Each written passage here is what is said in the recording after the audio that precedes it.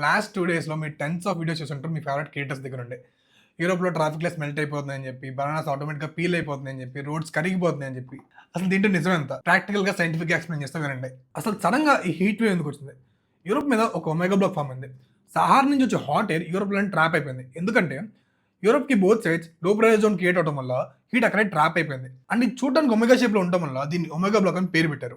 దీనివల్ల స్పెయిన్‌లో 45 degrees and జర్మనీలో 41 degrees record temperature break అయ్యాయి. ఇప్పుడు ఈ వీడియోస్ గురించి మాట్లాడుకుందాం. ట్రాఫిక్ లైట్ పైన ఉండే వైజర్ ప్లాస్టిక్. ఇది మెల్ట్ అవ్వాలంటే అట్లీస్ట్ 100 డిగ్రీస్ టెంపరేచర్ కావాలి. 45 డిగ్రీస్ టెంపరేచర్‌లో అసలు ఇది మెల్టే అవ్వదు. ఈ వీడియోస్‌లో మెల్ట్ అయినవి 2 ఇయర్స్ బ్యాక్ వేరే వేరే యాక్సిడెంట్స్‌లో మెల్ట్ అయినవి. ఈ హీట్ వేవ్‌లో అయితే అసలే కాదు.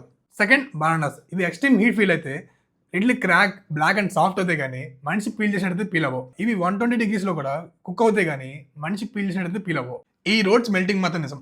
ఇండియాలో extreme heat తట్టుకోవడానికి VG30 and VG40 అనే హార్డ్ వైటమిన్ వాడతారు. కానీ యూరోప్‌లో రోడ్స్ చలి కోసం డిజైన్ చేస్తారు. వింటర్‌లో చలికి క్రాక్ అవ్వకుండా సాఫ్ట్ వైటమిన్ వాడతారు.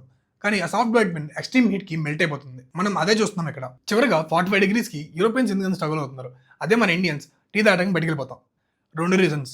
ఒకటి మన బాడీస్ ప్రతి ఇయర్ ఈ హీట్ వేవ్‌కి అడ్జస్ట్ అవుతూ వస్తున్నాయి. కానీ వాళ్ళ బాడీస్ సడన్‌గా ఈ హీట్ వేవ్‌కి అడ్జస్ట్ అవ్వలేవు. సెకండ్, యూరోప్‌లో 20% హౌస్‌లోనే ఏసీ ఉంది. వాళ్ళ హౌసెస్ చలిని ట్యాప్ చేయడానికి బిల్డ్ చేసినవి. అవే మనవి వెంటిలేషన్ కోసం బిల్డ్ చేసినవి. సో హీట్ వేవ్ నిజమే, యూరోప్ దానికి ప్రిపేర్ అవ్వలేదన్నది కూడా నిజమే.